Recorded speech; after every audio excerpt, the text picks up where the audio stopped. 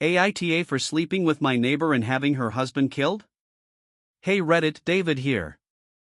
This is ugly, and I'm posting because I honestly don't know how to own what I did or whether there's any excuse that doesn't make me sick. I need an outside take. Quick context so this makes sense: I'm the king. For a while the army was out fighting under Joab, and one night I stayed behind in Jerusalem. I was walking on the roof of the palace and saw a woman bathing. She was Bathsheba, wife of Uriah the Hittite, one of my soldiers. I sent for her. We slept together. She later told me she was pregnant.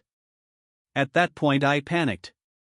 I couldn't just let this quietly ruin a soldier's household, and I couldn't have the scandal bring down the army or the palace, so I tried to fix it the stupidest way possible. First I called Uriah back from the front line and tried to get him to go home and sleep with his wife so everyone would assume the child was his. Uriah wouldn't do it. He wouldn't enjoy comforts while his comrades were in battle. He slept at the doorstep of the palace instead. When that failed, I did something far worse. I sent him back to Joab with a letter saying to put Uriah on the front lines where the fighting was fiercest and then withdraw so he'd get cut down. Uriah was killed in battle. After the mourning period, I took Bathsheba as my wife. And then the weight hit me. Prophet Nathan came to me and told a parable that made me see what I'd done. He called me out in front of everyone, and I had to admit it. I'd abused my power, used a man's loyalty to send him to die, and I'd taken his wife.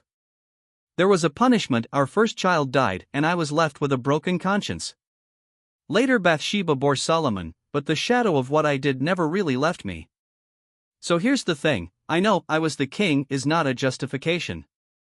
I know I abused my authority, lied, and arranged for a loyal man's death to cover my sin. But I'm human, and I was selfish and cowardly.